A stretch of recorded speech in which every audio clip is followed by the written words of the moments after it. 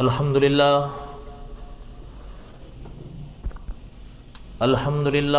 رب العالمین،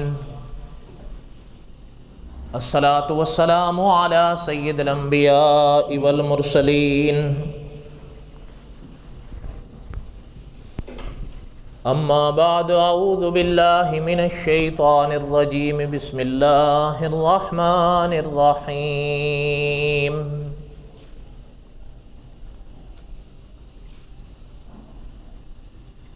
نحن نقص علیک احسن القصص بما اوحینا الیک ھذا القرآن وَإِن كُنتَ مِن قَبْلِهِ لَمِنَ الْغَافِلِينَ۔ صدق اللہ العظیم وبلغنا رسولہ النبی الکریم ونحن علی ذلک لمن الشاہدین والشاکرین والحمد للہ رب العالمین۔ اللہم صلی علی محمد وعلی آل محمد کما صلیت علی ابراہیم وعلی آل ابراہیم انک حمید مجید۔ اللہم بارک علی محمد وعلی آل محمد کما بارکت علی ابراہیم وعلی آل ابراہیم انک حمید مجید۔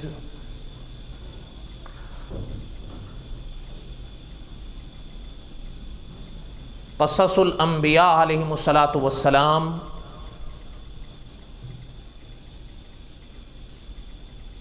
ہم پڑھ رہے ہیں۔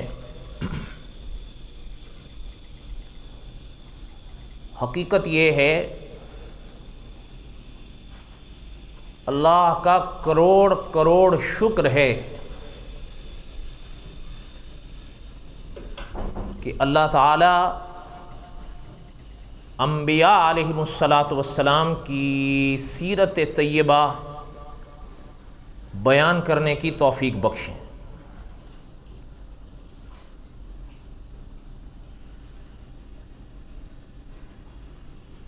اور میں دل سے دعا کرتا ہوں کہ اللہ تعالی ہمت، توفیق، اخلاص نصیب فرمائیں کہ ہم قصص الانبیاء علیہم الصلاۃ والسلام کو اپنی بساط تک، اختتام تک پہنچا سکیں۔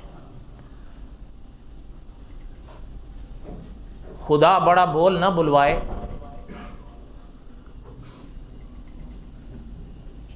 میری نجات کا ذریعہ ہے یہ اگر خدا کی بارگاہ میں قبول ہو گیا تو۔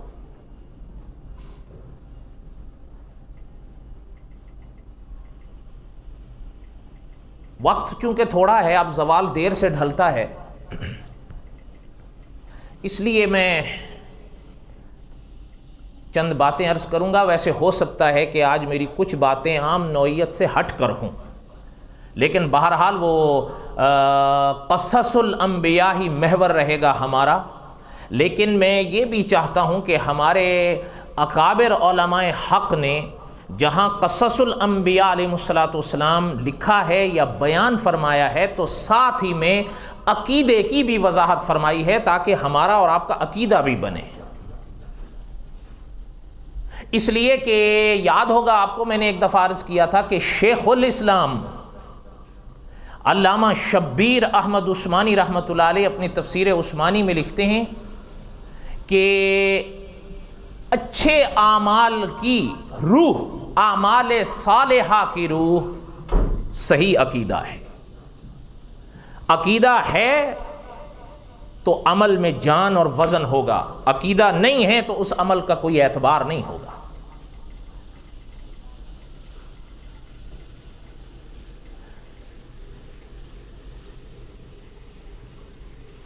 آپ کو یاد ہوگا گزشتہ جمعہ ہم نے حضرت نوح علیہ الصلاۃ والسلام کے واقعات پڑھتے ہوئے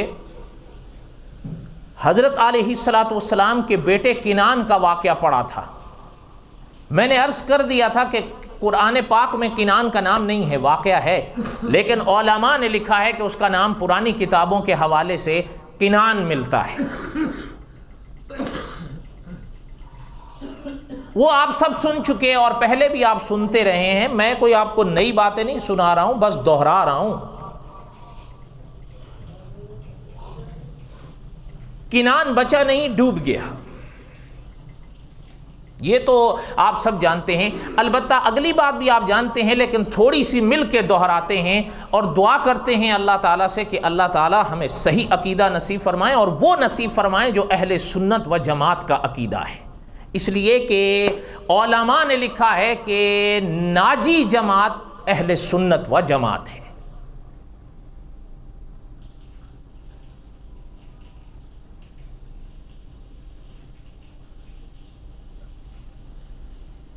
حقیقت یہ ہے جتنا بھی عقیدہ ضروری ہے، جتنا بھی عقیدہ اہم ہے، اور جتنا تقاضا ہے اس کی طرف دھیان اور غور کرنے کا، اس کو صحیح کرنے کا، ہمارے اور آپ کے اندر معاف کیجیے گا اتنی ہی کمی ہے اس عقیدے کو سیکھنے اور صحیح کرنے کی. اگر کسی کو برے لگے تو معذرت، لیکن تجربہ یہی ہے. ہو سکتا ہے آپ میری بات کے ساتھ اتفاق نہ کریں. میرے پاس یہ کتاب بھی ہے، میں ایک دو باتیں سناؤں گا، لیکن اس میں ایک بات اور بھی حضرت نے فرمائی، وہ بھی سن لیں. اپنی کتاب میں حضرت فرماتے ہیں کہ بسا اوقات ایسا تجربہ بھی ہوا کہ بعض مساجد میں ائمہ نے 10 یا کئی سال گزار دیے، لیکن مقتدیوں کے عقیدے نہیں بدلے. کیوں؟ عقیدہ بیان ہی نہیں کیا. جبکہ یہ وہ اچھی طرح جانیں گے اور جانتے ہوں گے کہ علماء نے لکھا ہے کہ عقیدے پر انسان کی نجات ٹھہری ہے. عقیدہ صحیح ہوگا تو نجات ہو. اچھا پتہ ہے ایک بات میں تازی کرتا چلا جاؤں قصص الانبیاء کے حوالے سے. جب ہم نے یہ پڑھا تھا نا ابتدا میں، شاید وہ درس محفوظ نہیں ہے، لیکن اس کا خلاصہ آپ کو یاد ہوگا کہ علماء کی اصطلاح میں آپ پورا قرآن پاک پڑھ جائیں، الحمد کی الف سے لے کر والناس کے سین تک 3 باتیں ایسی ہیں کہ جو قرآن پاک میں بار بار آتی ہیں. ایک جگہ نہیں ہے، بار بار آتی ہیں، الگ الگ موقع پر آتی ہیں. ان کو علماء کی اصطلاح میں کہا جاتا ہے مسائل مہمہ. وہ نہایت ضروری 3 مسئلے، مسائل مہمہ، وہ نہایت ضروری مسئلے. اور بعض علماء نے اس کا نام رکھا الایمان بالثلاثیات، وہ 3 باتیں جن پر ایمان رکھنا ہے. اور علماء نے لکھا ہے کہ ایمان کے نور کے وہی 3 رکن ہیں. ایمان کا نور انہی 3 رکنوں پر جگمگاتا ہے، اور وہ ہر لحاظ سے سلامت ہونے چاہیے. ان میں کوئی جھول کسی لحاظ سے برداشت نہیں کیا جا سکے گا. پہلا ہے توحید. کیا ہے؟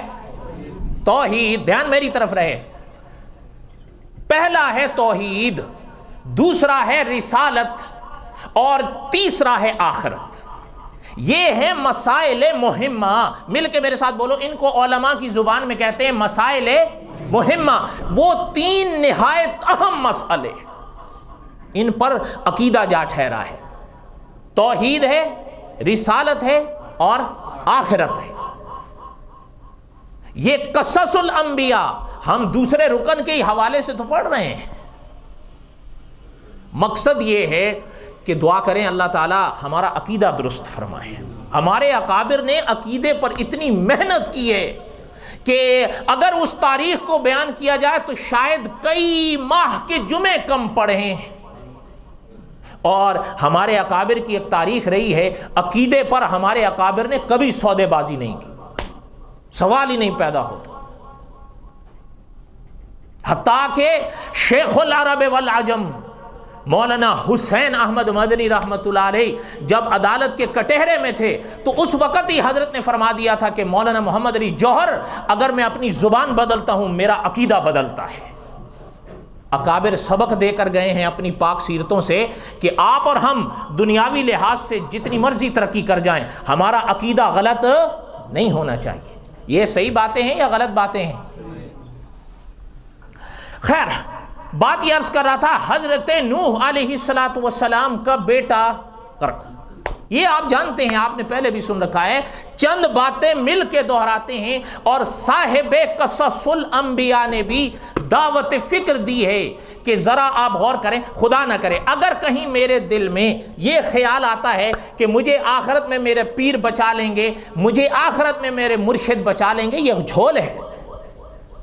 یہاں پیغمبر ہے، اور جب دیکھا نا کہ موج آئی اور اس نے لپیٹا ہے اپنے بیٹے کو، تو واضح طور پر، اچھا یہ کوئی ایسی بھی نہیں ہے کہ میں آپ کو یہ کوئی قصے کہانیوں کی کتاب سے سنا رہا ہوں، آپ مجھ سے بہتر جانتے ہیں یہ واقعہ قرآن پاک میں ہے، اور اللہ تعالیٰ نے خود فرمایا کہ وَنَادَى نُوحٌ رَبَّهُ، حضرت نوح علیہ السلام نے اپنے خدا کو بلایا کہ اے میرے اللہ، اے میرے رب، ان ابنی من اہلی، یہ میرا بیٹا ہے، ان وعدک الحق، اور آپ کا وعدہ سچا ہے میرے اللہ، وانت احکم الحاکمین، تو قرآن ہے۔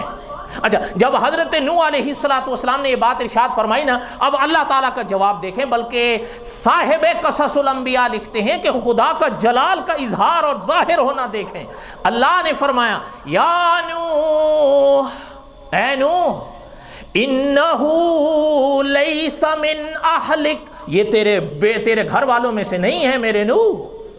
اللہ جی پیغمبر کا بیٹا ہے، حضرت کے بیٹا ہے، انہی کا خون ہے، لیکن اللہ نے فرمایا کہ یہ میرے نوح آپ کے گھر والوں میں سے نہیں ہیں، آپ کے اہل میں سے نہیں ہیں۔ کیوں نہیں ہے؟ سوال پیدا ہوا کیوں نہیں ہے؟ اللہ تعالیٰ نے خود جواب ارشاد فرمایا انہو عمل غیر صالح، اس کے عمل اچھے نہیں ہیں۔ کیا اچھے نہیں ہیں؟ فلا تسألنی ما لیس لک بہ علم انی اعظک ان تکون من الجاہلین۔ اب اس آیت کا ترجمہ کرنا میرے اندر جرت نہیں ہے۔ پارہ نمبر 12 ہے، سورت نمبر 11 ہے، پارے کا نام ما من دابہ وما من دابہ ہے، سورت کا نام سورت ہود ہے، آیت نمبر 46 ہے، خود ہی آپ اس کا ترجمہ دیکھیں۔ اور پھر غور کرنا کہ اگر میں باوجود یہ واقعات پڑھنے اور بیان اور سننے کے بعد بھی یہ کہوں کہ مجھے تو میرے مرشد اور میرے پیر بچا لیں گے چاہے میں، کیا یہ صحیح بات ہے؟ نہیں، یہاں پیغمبر ہے، بلکہ صاحب قصص الانبیاء اس موقع پر فرماتے ہیں کہ اللہ نے فرمایا میرے نوح ہم نہیں دیکھتے کہ کون خان ہے کون پٹھان ہے، کون سید ہے کون مرشد ہے، ان اکرمکم عند اللہ اتقاکم، اللہ کی میزان میں تقوی تولا جاتا ہے۔ اور حضرت نے اپنی دوسری کتاب تفسیر مکی کی دوسری جلد میں لکھا ہے کہ تقوی کے 3 درجے ہیں، ان میں سے پہلا درجہ تقوی کا ہے ہی عقیدہ، عقیدہ صحیح ہے باقی اعمال کا اعتبار ہوگا، عقیدہ غلط ہے باقی اعمال کا کوئی اعتبار نہیں ہے۔ کوئی بات سمجھ میں آ رہی ہے آپ حضرات کو؟ دعا کریں اللہ تعالیٰ ہمیں صحیح عقیدہ نصیب فرمائیں۔ لیکن یہ اب وقت تھوڑا ہے، میں نے اشارہ کنایا کر دیا ہے، لیکن میں چلتے چلتے ایک بات کہوں معذرت کے ساتھ۔ اگر یہ باتیں کوئی عالم پڑھے، آپ کو اور ہمیں سننی چاہیے یا نہیں؟ اور سننے کے بعد پھر ماننی چاہیے یا نہیں؟ آخر اللہ تعالیٰ نے آپ کو بھی علم بخشا ہے، فہم بخشا ہے، اس دنیا میں آپ بھی رہتے ہیں، 2 اور 2 5 ہوتے ہیں یا 2 اور 2 4 ہوتے ہیں؟ یہ کوئی ایسی بات تو نہیں ہے کہ کوئی کہے کہ جی ہمیں تو سمجھ میں ہی نہیں آتا۔ بھئی کمال ہے، 5 سال ہو گئے بیان کرتے کرتے آج بھی سمجھ میں نہیں آ رہا ہے کہ جی ایک یوں کہتا ہے وہ کہتا ہے۔ بھئی آپ کون سی دنیا میں سو رہے ہیں؟ ساز وجدان سے سنیے یہ نغمہ عرفان و یقین، یہ وہ نغمے نہیں جو آپ کو ربابوں میں ملیں۔ ہم اس منبر پر وہی چیزیں بیان کرتے ہیں کہ ہمیں احساس ہوتا ہے کہ قیامت کے دن اللہ نے پوچھنا ہے، لیکن اللہ آپ سے بھی پوچھیں گے کہ سننے کے بعد کیا کیے تھے، سو گئے؟ نہیں، اگر ہمارا عقیدہ وہی رہا تو پھر تو جھول ہے، لیکن اگر عقیدہ غلط ہے اس کی اصلاح کی تو پھر کمال ہے یا نہیں؟ اچھا چلتے چلتے میں ایک بات عرض کروں معذرت کے ساتھ، ہمیں کسی سے ذاتی دشمنی نہیں ہوتی، یہ یاد رکھیے گا۔ اگر میں مناظر ختم نبوت مولانا منظور احمد چنوٹی رحمۃ اللہ علیہ کے الفاظ لے رہا ہوں، اگر میرا باپ بھی غلط عقیدہ رکھتا ہے تو مجھے اس کو بھی غلط کہنا چاہیے یا نہیں کہنا چاہیے؟ یہ کوئی کمال نہیں ہے، یہ تو بالکل وہی بات ہے کہ جیسے میں نے ابتدا میں عرض کیا کہ صاحب قصص الانبیاء فرماتے ہیں کہ بعض ائمہ کو دیکھا کہ ممبروں پر 10 کئی سال گزار دیے لیکن مقتدیوں کے عقیدے میں رتی بھر فرق نہیں آیا۔ کیوں؟ وہ یہاں سے سنیں آپ، تاکہ پھر ہم بھی یہ کہہ سکیں گے کہ پھر آپ تردید شیخ العرب والعجم حضرت شیخ محمد مکی صاحب دامت برکاتہم کی کریں، اگر الیاس کی کرنی ہے تو پھر مکی صاحب کی بھی کرنی چاہیے یا نہیں کرنی چاہیے؟ اور بولو تو صحیح۔ اب ذرا مکی صاحب کے الفاظ سنیں، حضرت فرماتے ہیں یہ قصص الانبیاء ہے، اور یہ بھی یاد رکھیں یہ حضرت کی تقاریر ہیں جو تحریر میں ڈھلی ہیں، اور ان پر عنوان قائم کرنے والے وقت کے محقق مفتی محمد امداد اللہ انور صاحب ہیں۔ اگر الیاس غلط ہے تو پہلے ان کو غلط کہو، کہنا چاہیے یا نہیں کہنا چاہیے؟ میں ان کی باتیں آپ کو سنا رہا ہوں یا اپنی طرف سے گھڑ گھڑ کر بتاتا ہوں؟ اچھا ذرا سنیں، اب عنوان مفتی امداد اللہ انور صاحب کا ہے، حضرت نے عنوان قائم کیا ہے تقریروں میں نرمی کا نقصان۔ کیا ہے؟ تقریروں میں نرمی کا نقصان، یہ عنوان مفتی امداد اللہ انور صاحب کا ہے۔ ذرا الفاظ حضرت شیخ محمد مکی صاحب دامت برکاتہم، آپ مجھ سے بہتر ان کو جانتے ہیں، جو استاد ہیں مسجد حرام میں آج سے ہیں لگ بھگ نصف صدی ہو رہی ہے۔ کتنا؟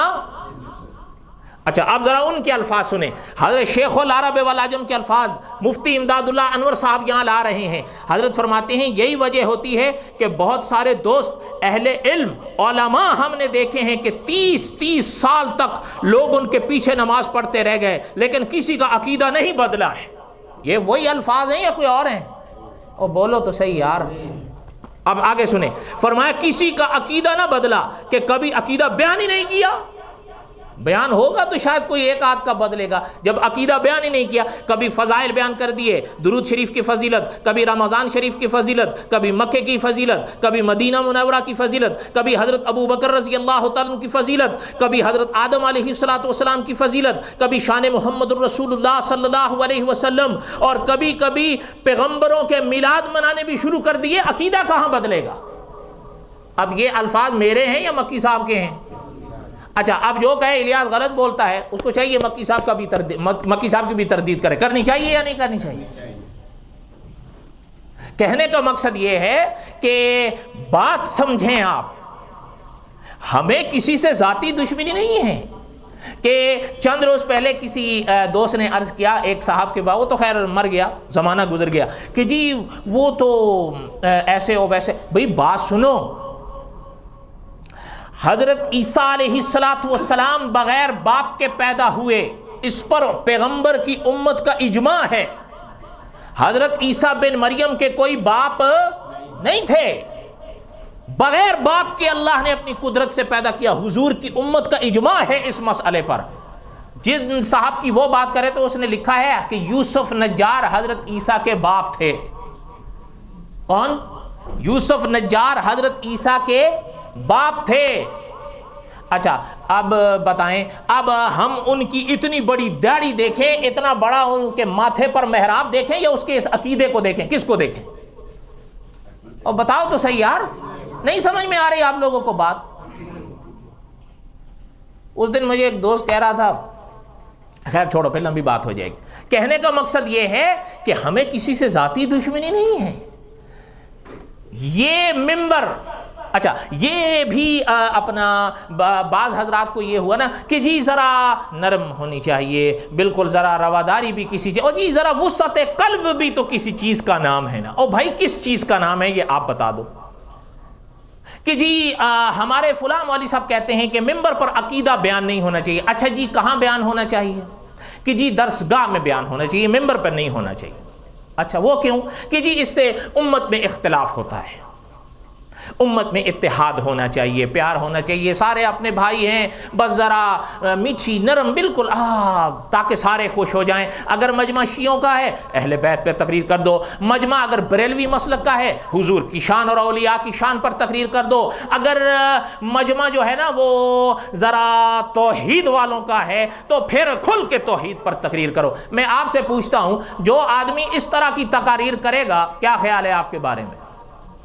پاس ہے؟ وہ بولو تو صحیح یار، آخر اللہ تعالیٰ نے آپ کو بھی فہم بخشا ہے، یہ کیا ہے؟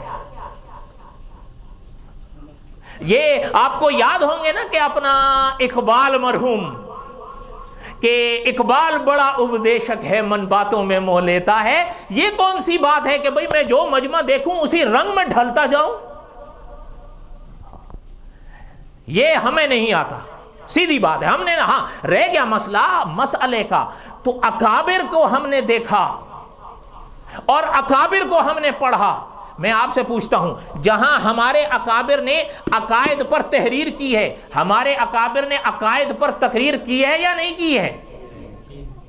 ہمارے اکابر نے جہاں عقائد کو کتابوں میں مدون کیا اور کروایا ہے، وہاں ہمارے اکابر نے عقائد کو ان ممبروں پر بیان بھی کیا ہے، اور کرنا چاہیے یا نہیں کرنا چاہیے؟ اس لیے کہ اگر ممبر بیان نہیں کرے گا آپ کیسے سیکھیں گے؟ آپ تو کبھی درسگاہ میں جائیں گے نہیں، آپ جائیں گے؟ مجھے 5 سال ہو گئے اس مدرسے میں درس دیتے تھے، آج تک ایک آدمی نہیں بڑھا میرے درس میں۔ کیوں؟ جتنے تھے ہم وہی ہیں۔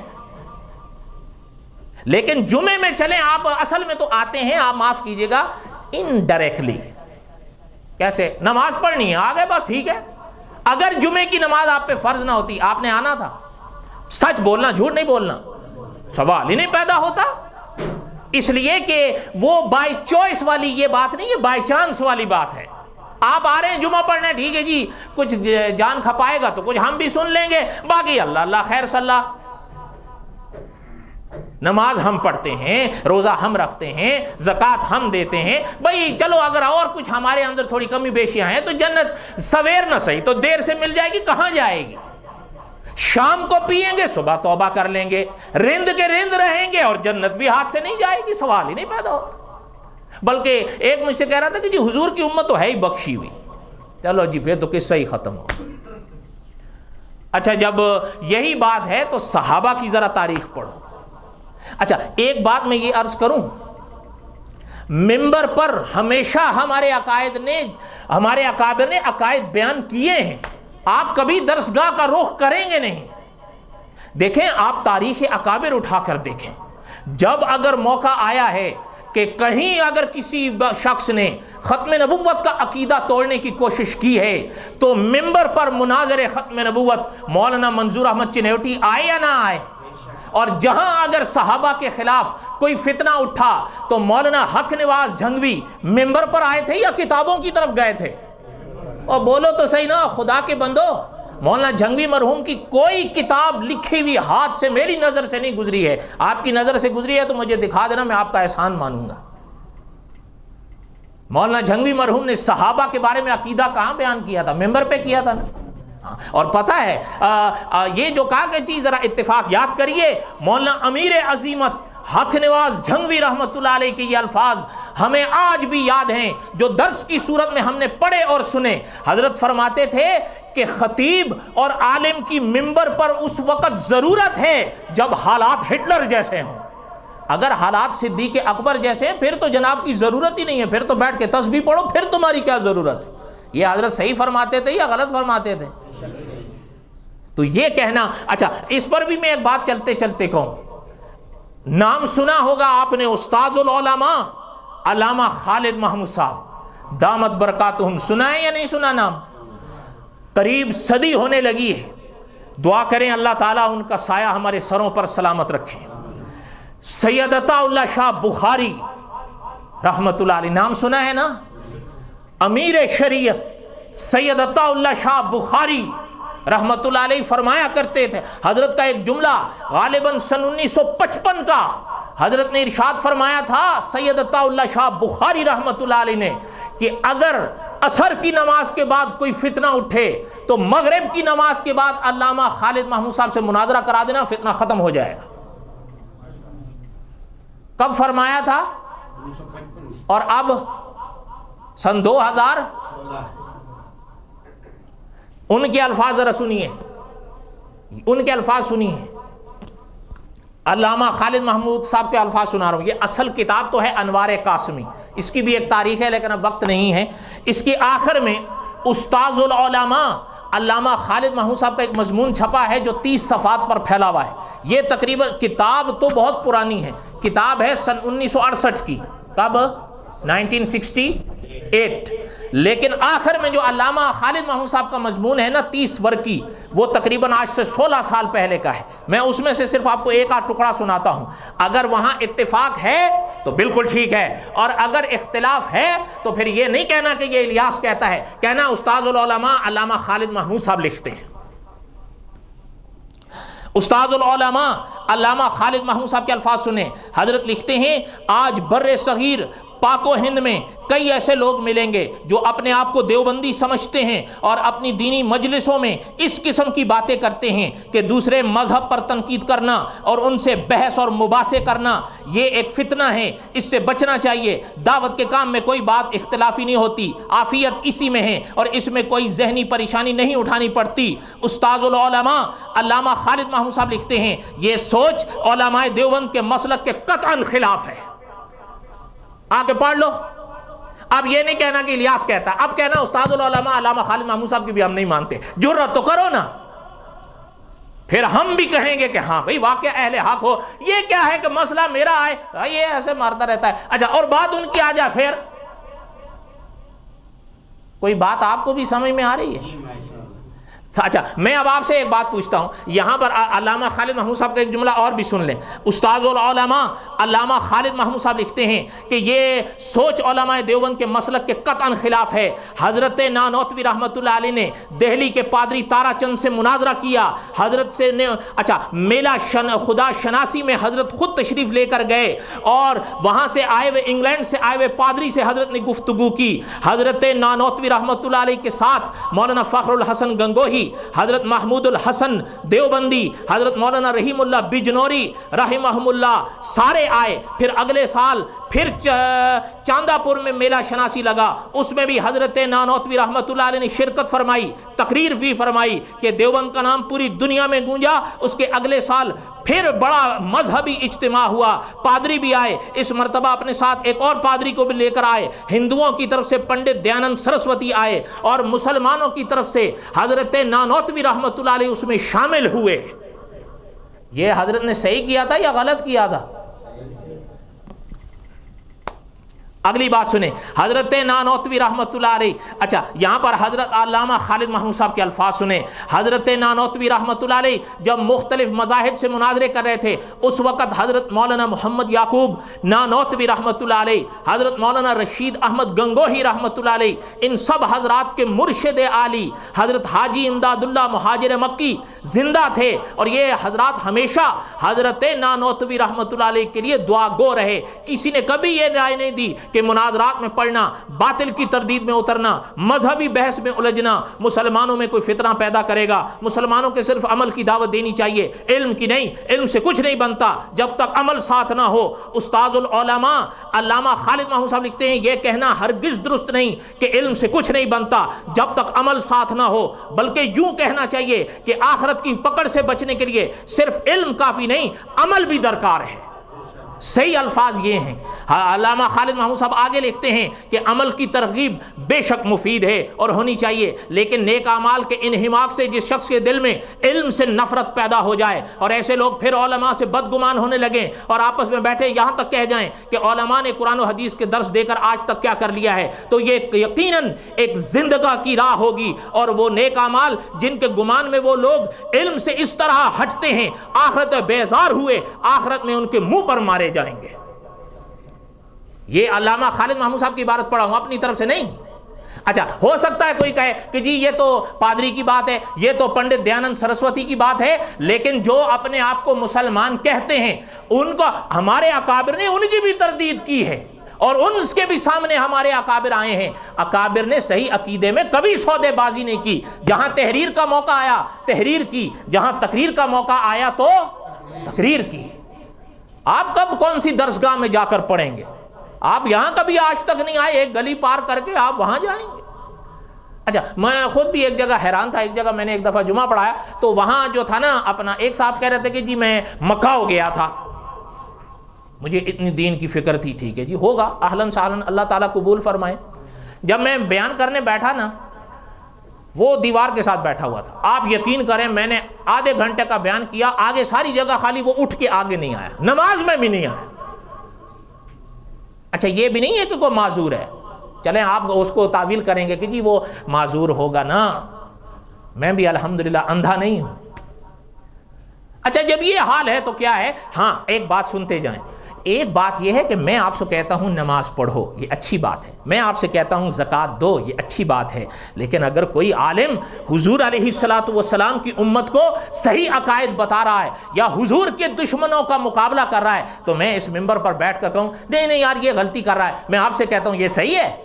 بلکہ مجھے اس کو داد اور اس کو دعا دینی چاہیے کہ جو حوصلہ میرے اندر نہیں ہے اللہ نے اس کو دیا, اللہ اس کا قبول کرے.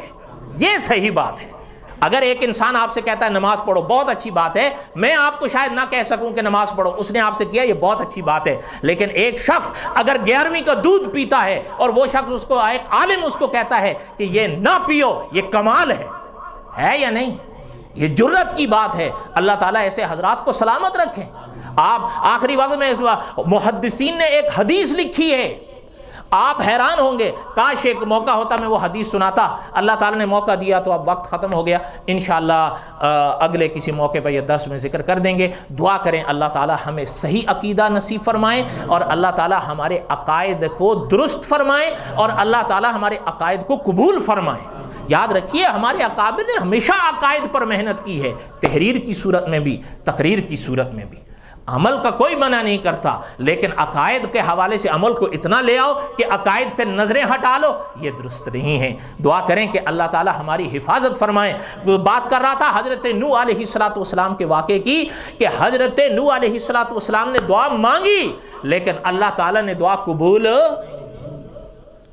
انشاءاللہ اب اس کے بعد بقایا حضرت نوح علیہ السلام کا قصہ آئندہ جمعہ پڑھیں گے. یہ سلسلہ انشاءاللہ چلتا رہے گا, اور دعا کرو کہ اللہ تعالیٰ قبول فرما لے. میں کل بھی یہاں ایک دوست سے کہہ رہا تھا, حقیقت ہے جیسے میں نے ابتدا میں عرض کیا, میری نجات کا ذریعہ ہے اگر اللہ تعالیٰ نے قبول کر لیا. میں ایک آخری بات آپ سے کرتا ہوں, اگر دل لگتی ہو تو اپنے عقیدوں کو آپ ایسے سنوارو. میں یہ نہیں کہتا مجھ سے سنوارو, جہاں آپ کو صحیح عقیدہ ملتا ہے آپ لو, محنت کرو اس پر. میں آپ کو اپنی دل کی بات کہتا ہوں, جتنا زیادہ عقیدے کے لحاظ سے آپ کا قد ہوگا اتنا ہی زیادہ میری آپ کی وجہ سے اٹھان ہوگی. اپنے عقیدے کو درست کرو, کوئی سودے بازی نہیں ہے. ہم آج ہیں کل مر جائیں گے, حقیقت ہے. ہم بھی چلے جائیں گے, ہمارے پہلے بھی چلے گئے, آپ بھی چلے جائیں گے, ہم بھی چلے جائیں گے. رہ جائے گی بات عقیدے کی. عقیدہ صحیح تو کامیاب ہیں, عقیدہ غلط تو کچھ کامیابی نہیں ہے. بلکہ مولانا نور الحسن بخاری رحمت اللہ علیہ نے لکھا ہے, حضرت فرماتے ہیں اگر کسی انسان کا عقیدہ ٹھیک نہیں ہے, وہ قیامت کے میدان میں نیکیوں کے دریا میں تیرتا ہوا بھی آیا, اس کی ایک نیکی کو بھی اللہ میزان میں نہیں رکھیں گے, اس کا کوئی اعتبار ہی نہیں ہے.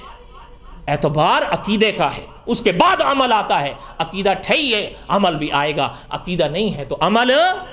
جیسے مجھ سے ان دوست نے کہا کہ جی اس فلاں نے تو وہ یونیورسٹی بنائی, کیا ہوگا؟